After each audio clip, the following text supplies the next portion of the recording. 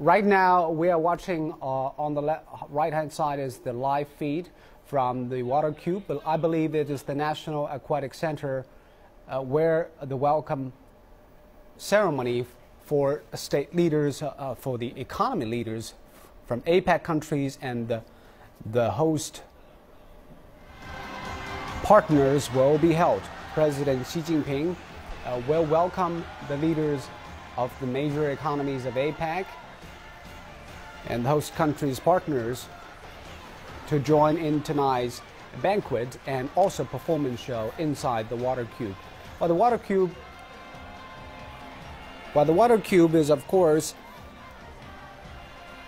used to be a venue in the Olympics back in 2008, and now it has become a sports venue that has been used as entertainment facilities and also sports events organizations. And the first to come to this water cube is Australian Prime Minister Tony Abbott. Australia is one of the largest capitalist economies in the world.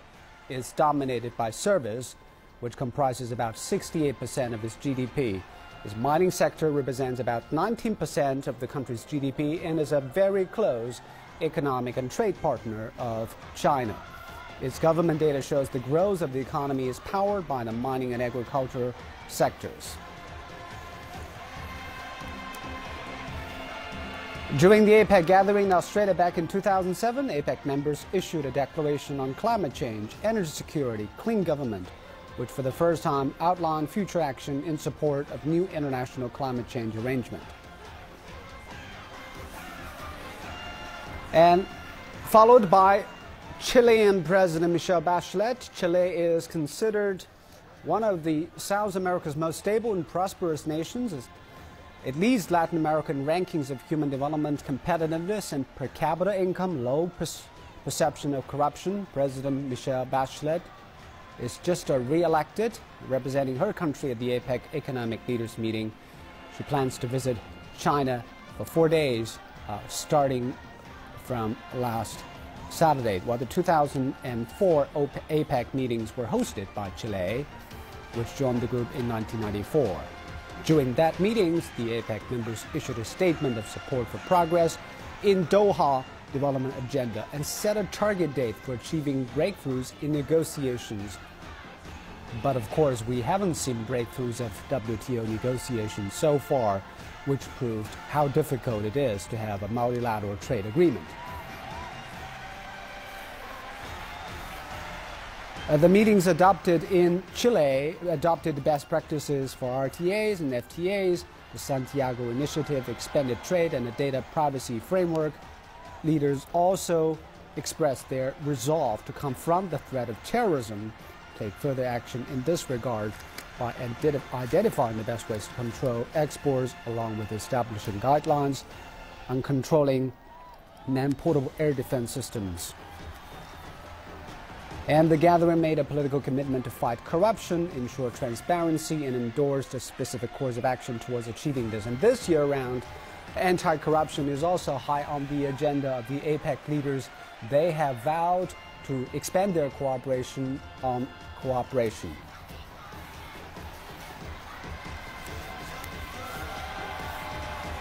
This is Water Cube, the venue for tonight's dinner and performance show for the APEC economy leaders and leaders of the host partners.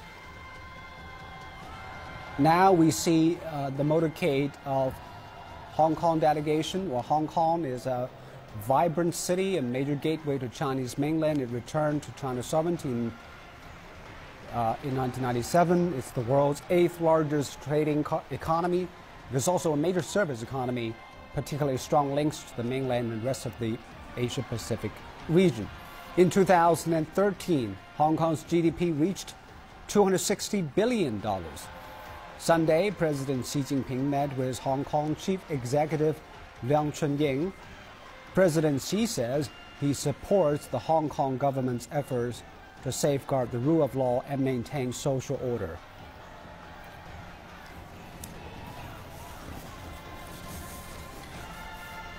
And followed by Canadian Prime Minister Stephen Harper Well, Canada is one of the founding members of APEC.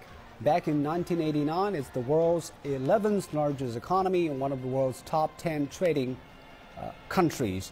Well, China is now Canada's second largest trading partner. A Canadian Prime Minister arrived in Beijing on Sunday. He has already met with Chinese President Xi Jinping. This is Stephen Harper's third visit to China after he resumed office in 2006. He's here for a 5-day official visit to China besides APEC events in Beijing. But he made all the efforts to come to China despite the terror attacks in Ottawa just several days ago.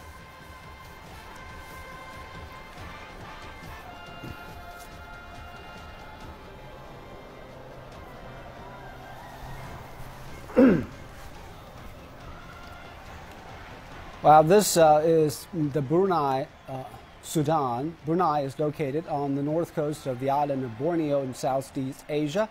According to IMF, Brunei is ranked 5th in the world by GDP per capita at purchasing power parity.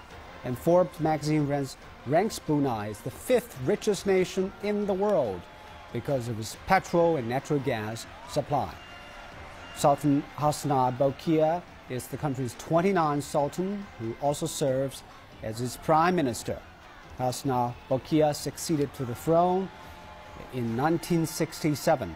The sultan said Brunei supports China's proposal on economic integration and connectivity at this year's APEC meetings, and Brunei supports China's policy to strengthen regional economic cooperation. The Sultan paid a visit in China in 2013, which brought the bilateral relationship between China and Brunei to a new level of strategic cooperative partnership.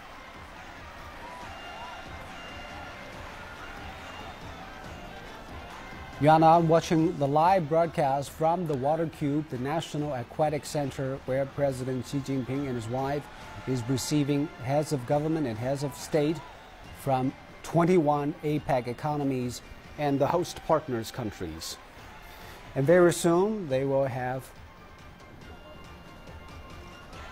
a banquet where President Xi is expected to make a welcoming speech for all the dignitaries.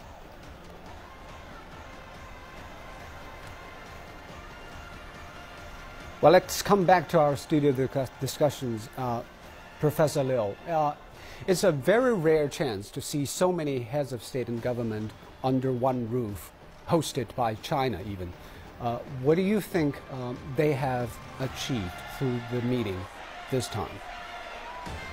I think one important issue is a consensus to work towards a common goal, which is the prosperity of Asian Pacific region, and by which there are a number of means that they have already also built a common understanding, at least so far, by connecting with each other in terms of the infrastructure and in terms of the communication. And also there are a number of gigantic projects that are identified to launch. And then particularly I think the China's proposal to officially launch the negotiation and preparation for the FTAAP is a milestone one that can really solidify the fruition of APEC during the past 2 decades. So therefore APEC is now transforming from an informal type of a dialogue or forum into a more of a rulemaking platform. So which is very significant and also which is really required by the time and development of the new world regionalization and globalization. And I think now also the Asian Infrastructure Investment Bank is a very concrete proposal, and this can really help to provide the financial strength to facilitate and the realization of connectivity both within the countries, within the members of the APEC, and also between the members of APEC and the rest of the So world. it's not just to talk shops, they have substantial proposals on the table. Exactly. So that's but the most why- impressive part. But why haven't they decided on the roadmap and timeline for establishing a free trade zone around the Pacific yet? Well, we have to respect the history and the current status quo because the level of development is so diverse and even polarized among this region. And the political system, culture, they also require a longer time to really to build a consensus and to build a common rule-playing game rule. So therefore, with this one important platform, at least we are able to move forward with certain proposals by sharing the same goal. And now we see Prime Minister Abe from Japan. Prime Minister Abe has always been seeking to meet President Xi in the context of frayed relations between the neighbors because of territorial disputes and history issues. But Japan's economy is the third largest in the world. Of course, China is the second largest. Japan is the world's third largest automobile manufacturing country, largest electronics goods industry, and ranked among the world's most innovative countries. Earlier, President Xi and Japanese Prime Minister Shinzo Abe had a meeting, and President Xi told Abe that China hopes Japan continues to follow the path of peaceful development.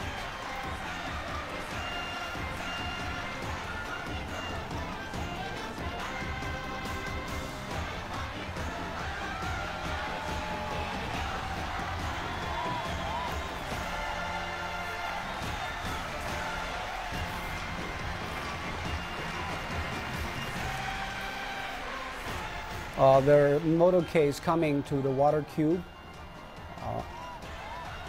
in different orders, and now we have a new motorcade coming to the National Aquatic Center, and this is Papua New Guinea. Papua New Guinea's Prime Minister Peter O'Neill arrived in Beijing Sunday night. Papua New Guinea is one of the most culturally diverse countries in the world. It became the sixth fastest growing economy in 2011 owing to its soaring growth in mining and resources. And Papua New Guinea's GDP reached about $16 billion in 2013. Peter O'Neill arrived in Beijing Sunday, or in Beijing. He expected to speak about infrastructure development and how to improve connectivity within the Asia-Pacific region. And China is one of Papua New Guinea's largest trade partners.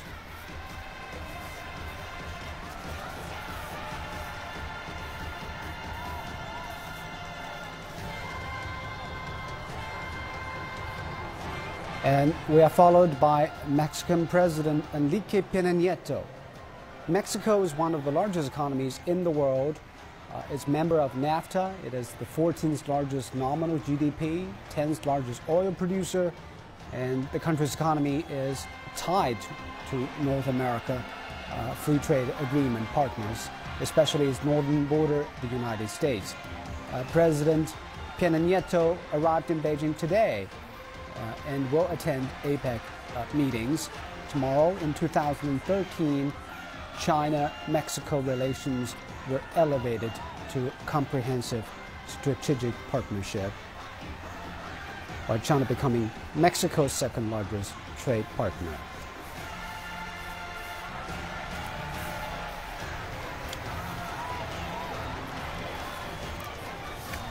But this is a motorcade that is more easily recognized because this has stayed always its own motorcade. President Obama of the United States. The U.S. is the world's largest national economy, the #1 economy, followed by China.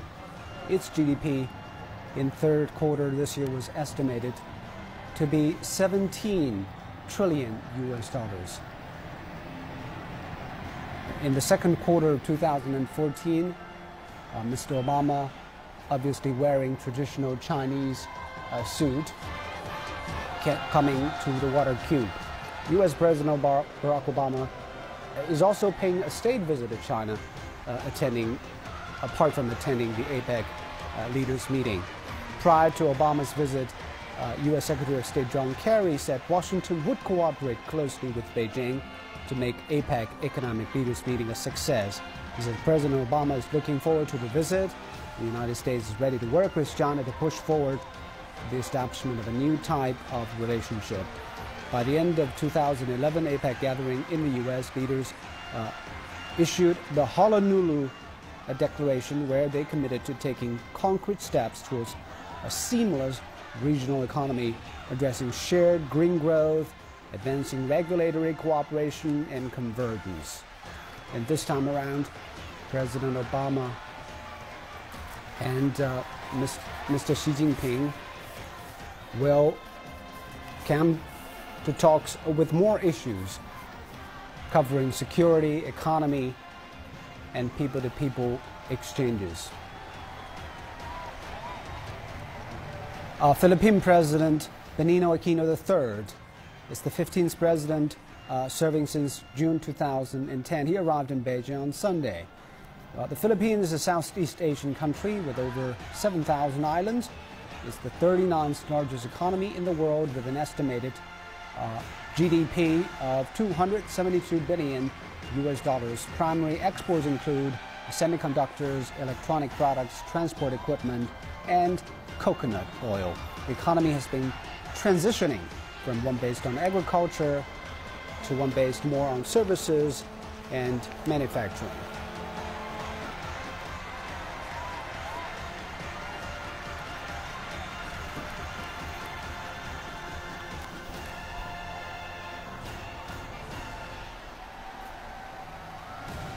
Then is followed by Prime Minister John Key of New Zealand. Prime Minister Key arrived in Beijing on Sunday. He's been serving as Prime Minister since 2008.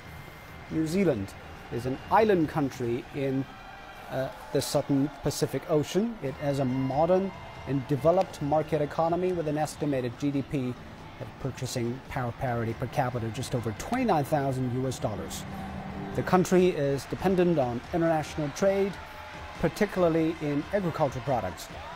And that's why China is among the major trading partners, which also include Australia, US, Japan, and the United Kingdom.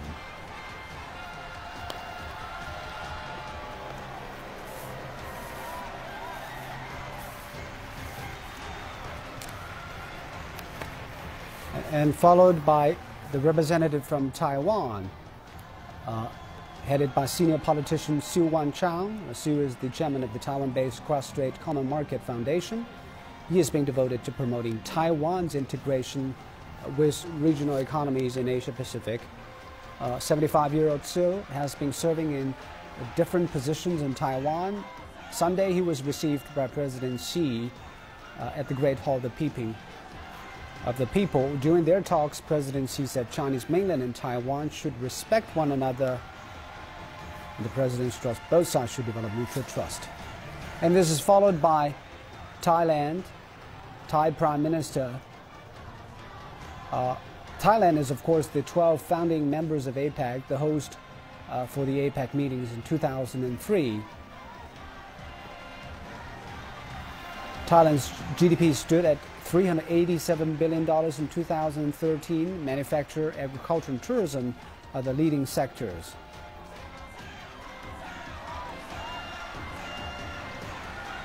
Thailand is currently governed by the military, took power in May this year. On August 21st, the Thai National Legislature elected Prayut Chan-o-cha as the new Prime Minister.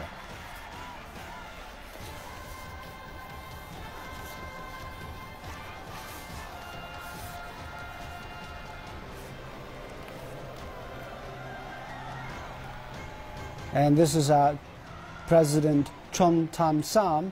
Vietnamese President Chom Tam Sam is in Beijing for the APEC Economics Leaders meeting. In 2006, APEC leaders endorsed the Hanoi Plan in Vietnam, which identifies specific actions and milestones to implement the BOGO goals and support capacity building to help APEC economies. Vietnam is a leading agriculture exporter and an attractive destination for investments as well as tourists in Southeast Asia. According to the IMF, The nominal GDP of the country surpassed $170 billion, with GDP per capita of $1,900.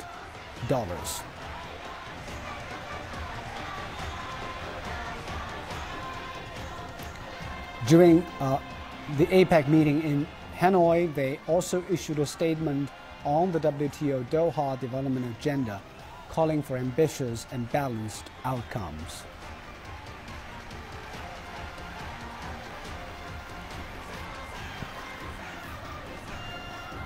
And this is followed by President Abdul Hamid of Bangladesh.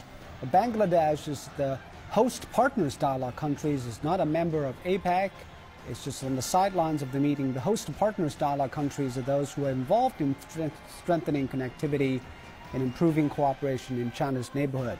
But Bangladesh has a strong interest in becoming a member of APEC. During the session of APEC CEO Summit on November the 9th, President Abdul Hamid said that Bangladesh is keen to be part of any prospective regional economic and cooperative process in order to be more familiar with the emerging demand and supply chain in Asia Pacific. Bangladesh has been managing a growth rate of over 6%. It's quite impressive in its annual GDP for the past several years. And its economy stands within the top 45 economies in the world in terms of GDP and foreign currency reserves.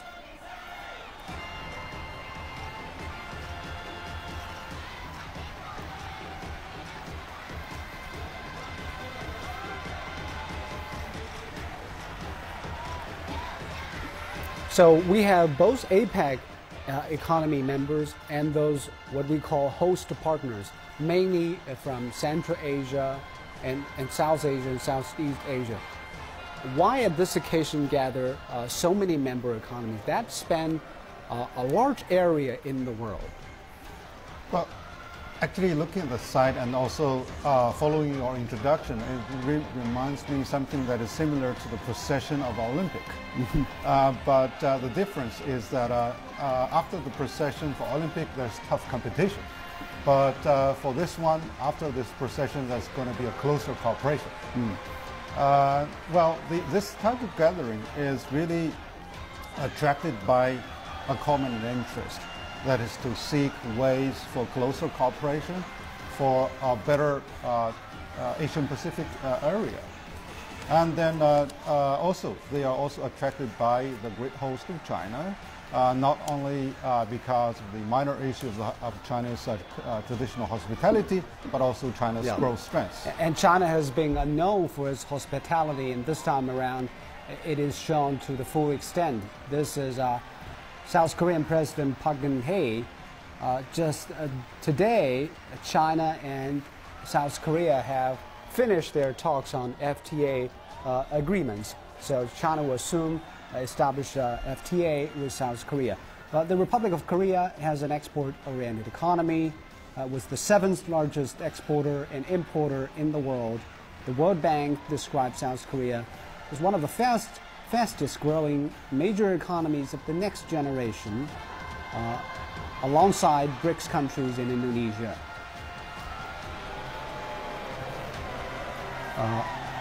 President Park Geun-hye has already had a bilateral summit with President Xi on the sidelines of APEC summit. Well, South Korea chaired the APEC meetings back in 2005. This is Mongolian President Sakyajin Elbadorji. Mr. Elbadorji has been president of Mongolia since 2009. And Mongolia is one of the countries who recently attended the host partners dialogue. It has been intensifying its bid to become the 22nd member of APEC. It has made its first official bid in 1993 and has pushed on since then. If Mongolia joins APEC, it will be the first landlocked country to join the bloc. Of course, mineral-rich Mongolia has a relatively small economy.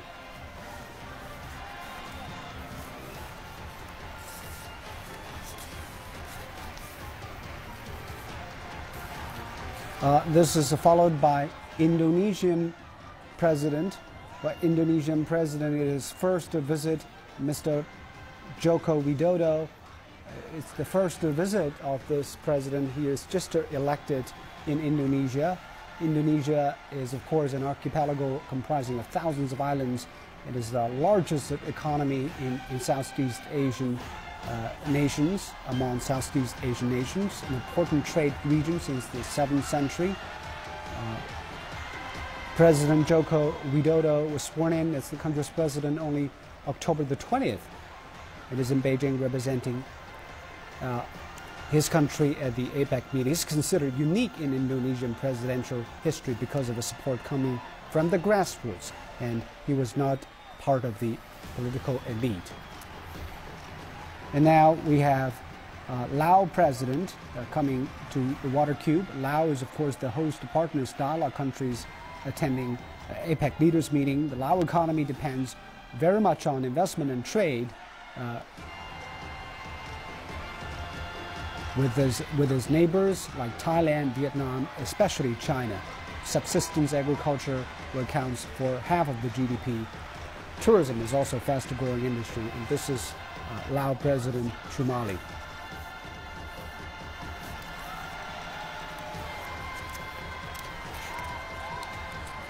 So we have both APEC economies and also the host partners, dialogue countries. This is Singaporean President Lee Hsien Loong. Of course, Singapore is a highly developed economy, market economy. It's been ranked the most open one in the world. The least corrupt one was low tax, and third highest per capita GDP in the world. Singapore's Prime Minister Lee Hsien Loong, of course, is no stranger to APEC. In 1989, he led the Singapore delegation to the ministerial meeting that launched the organization of APEC. The APEC meetings in 2009 were held in Singapore.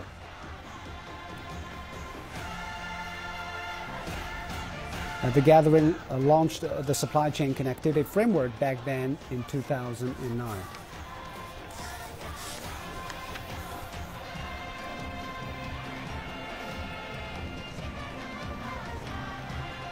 And this is followed by Peruvian President Ollanta Humala. Ollanta Humala announced his country would host the 2016 APEC leaders meeting. Peru is an upper middle income country by the World Bank.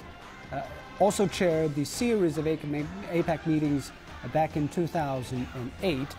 APEC leaders focused on social dimensions of trade back in that meeting and reducing gap between developing and developed world. And as the financial crisis engulfed the world, members issued the Lima Leaders Statement on Global Economy.